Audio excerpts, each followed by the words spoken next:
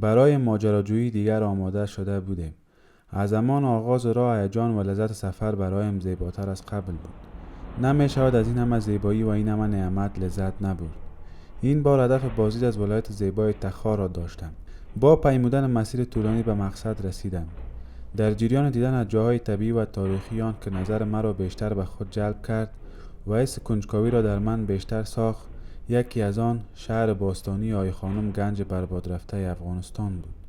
این شهر را اسکندر مقدونی در تقاطع آمودریا و دریای کوکچه بنا کرده بود.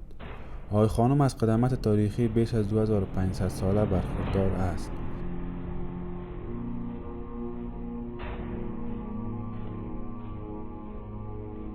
که در سالهای 1960 طی یک سفر شکاری خان افغان غلام سرور ناشر در ولسوالی دشت قلعه ولایت تخار کشف گردید. باستانشناس فرانسوی برای کاوش آی خانم تیم باستانشناسی پرینستون را با خود دعوت کرد. به زودی مشخص شد که اسکندریه تاریخی یاکسو زمین شهر است. آی خانم که بعداً به نام اوکراتید خوانده می شد، یکی از شهرهای اصلی پادشاهی یونان باختری بود. این شهر افسانه‌ای به دست اسکندر مقدونی بنیادگذاری و آباد شده بود. سنگ بنای این شهر نیز توسط اسکندر گذاشته شده بود. گفته می شود که تنها بنای در جهان می باشد که اسکندر قطعاً آن را لمس کرده است.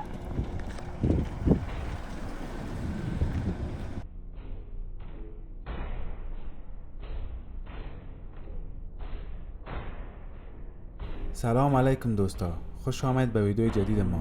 فعلا ما در ولایت تخار ولسوالی دشت قلعه هستیم.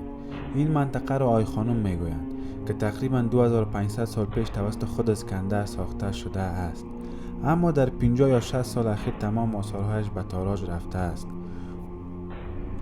و جالبی که این شهر دارد این دریای پنج است و او هم دریای کوکچه است. در این منطقه دو دریای بزرگ افغانستان یک جا می شود، یکی دریای پنج و دیگرش کوکچه. بعد از او یک جای می شود دریای آمو را می سازند. این قسمت مرز است، مرز تاجیکستان افغانستان. دیگه اون طرف تاجیکستان است. همین دریای پنج سرحد افغانستان است. از آنجا که آی خانم شهر تجاری بود و برای سهولت تجارت میان آسیا و اروپا ساخته شده بود، بدون شک مرکز داشته‌ها و ثروت‌های بیشمار نیز بوده است. اما تنها تعداد محدود از آن ثروت تاریخی به گونه‌ای رسمی در موزیم‌ها نگهداری می شود. مردم آنجا برایم از غارت این شهر نقل کردند، از این که چگونه به هیچ یک از شکوه و زیبایی‌های آن آثار یافت شده این شهر رحم نکردند. از گذشته تا حال مابانوی ما دستخوش ویرانی‌ها و تاراج‌های بیشمار بوده و بیشتر این ضربه را مردمان تفنگ به دست به پیکر زیبای این شهر زده اند. آثار کشف شده از قبیل مجسمه‌ها، سنگ نوشته‌ها، ظروف و سکه‌ها که بعد از قاچاق توسط آن دست افراد در بازارهای سیاه ناپدید شده اند و از پول فروش آن آثارها قدرت‌های خود را بیشتر جلوه داده اند. آی خانم گنج زیبای خفته در کنار جیهون و کوکچه بود که شاید خودش نمی‌خواست زیباییش برای دیگران ظاهر شود. شاید می‌دانست چقدر بی‌رحمانه به تاراج می‌رود و آثار بی‌نظیرش فرش قدم‌ها و تزیین راهروی‌های زورمندان می‌شود. حالا از آن شکوه چیز جز مخروبه نمانده است و تنها نامش برای اثبات حضور امپراتوری بزرگ یونان باقی است. این طرف آمدیم و خیلی یک چشمه است دیگه. گفتیم چشمه رو ببینیم. چشمه است که از زیر زمین می از این طرف.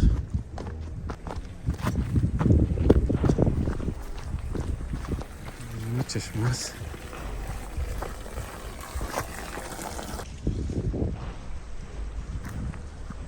نام خدا چقدر عوض که از کوههای پامیر و خان سرچشمه میگیره، باز بهش میره که دریای آمو یک جای میشه.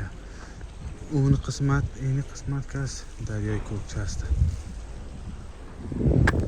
اینجا زیادترش چقوریش رو میبینین. اینجا بخاطر که گنجا بوده، طلا بوده، از او خاطر هر طرف از این انتکندن دیگه. تقریبا 60-70 سال پیش بسیار اینجا خوبش معلوم میشه، دیوالاش بلند بوده، اما بعد از اینکه گنجینا رو برده بازی هم چقوری ویران هم تیلا کرده. فعلا ما در یگانه شهر باقی مانده اسکندر کبیر قدم میزنیم. دیگه تو شهر در تمام دنیا نیست، نه پیش از این رقم شهر ساخته شده بود و نه بعد از این. فعلا ما در بازار اینمی شهر روان هستیم دیگه. اینجا قسمی که از چهارده بغل معلوم میشه اینجا بازار اینمی شهر هست دیگه. یعنی قسمت ها معلوم میشه که خانه هست. این قسمت اینجا معلوم میشه از زمین قدر معلوم نمیشه، قدر که از بالا مقبول معلوم میشه. از اون بالای تپه معلوم میشه چون زیاد ویرانی شده دیگه. بعضی چراگاه ها میایه میگه گوسفندا مالای خدا نمیبرن این قسمت ها.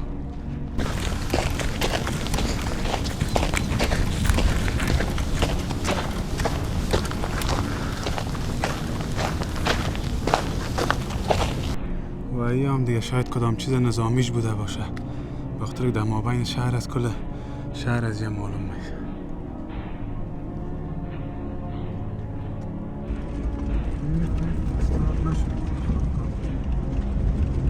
از آی خانم تا شدیم، یعنی دریای کوکچه است. این طرف دریای کوکچه است، اون طرف معلوم نمیشه، اون طرف دریای پنج است. این دریای کوکچه. دوباره به کابل آمدیم. فعلا در دارالمان در پیش موزیم ملی هستیم. آمدیم در موزیم ملی که ببینیم چه آثار تاریخی از آی خانم اینجا وجود دارند. قبل از جنگ‌های داخلی موزیم ملی افغانستان یکی از غنی‌ترین موزیم‌های منطقه بود. این موزیم تا سال 1992 نزدیک به 100,000 آثار باستانی و مجموعه مشهور کشور را داشت و همچنان 35,000 سکه را در خود جای داده بود و یکی از جاذبه‌های گردشگری مهم افغانستان به حساب می‌آمد. اولین آثاری که در در ورودی موزیم به چشم ما می‌خورد سرستونی شهر آی خانم است. ما هم گشتیم تا تمام آثارهای موزیم را ببینیم، گرچه حالا تعداد آنها اندک است. چون گفته می شود که آی خانم یکی از بزرگترین مرکز سکه بود، ما هم اول در بخش مسکوکات و مهر رفتیم تا ببینیم از آی خانم اینجا چی موجود است. سکه های دوره یونان بسیار اندک بود. سکه های یافت شده در آی خانم با سکه های سلوکوس اول آغاز می شود، اما ناگهان با سکه های اوکراتید پایان می یابد و این حکایت از تسخیر این شهر در پایان حکومت او را دارد. با دیدن سکه های باختری نشانه به چشمم خورد که شاید از چشم بسیاری از مردم پنهان بود. نقش رایج در پشت سکه های اوکراتید یکم روی نشان بانک مرکزی افغانستان عبارت با عنوان از شاه بزرگ اوکراتید قرار دارد و همچنان دو شاخ نعمت نیز در پایین تصویر نشان دیده می شود که تاریخ یونان باختری را در افغانستان زنده نگه می دارد. در بخش جای آمدیم که مربوط باختر می شد و این نیام است سنگ تخت آی خانم که در اینی بغلش یک پای شیر معلوم میشه و این هم جای کل آثارا مربوط به وکتوریا یا باختر میشه. یک پای تخت به شکل پای شیر از مقابل با پنجه های آن جزئیات پنجه های پای شیر و ناخن های آن به شکل بسیار زیبا نشان داده میشه. یعنی هم ستون های آی خانم است. زیر ستونی و ستون یعنی هست که از امو آی خانم پیدا شده. این هم که در نقشه نشان داده شده آی خانم. این مشقاب است که از آی خانم پیدا شده. در آنجا چند پارچه اندک آثار به چشم می‌خورد. این به این معنا است که بسیاری آنها به خارج قاچاق شده و کشور ما با این همه تاریخ صاحب چند پارچه آثار است و این فاجعه به تاریخ، فرهنگ و همچنان اقتصاد کشور ما است.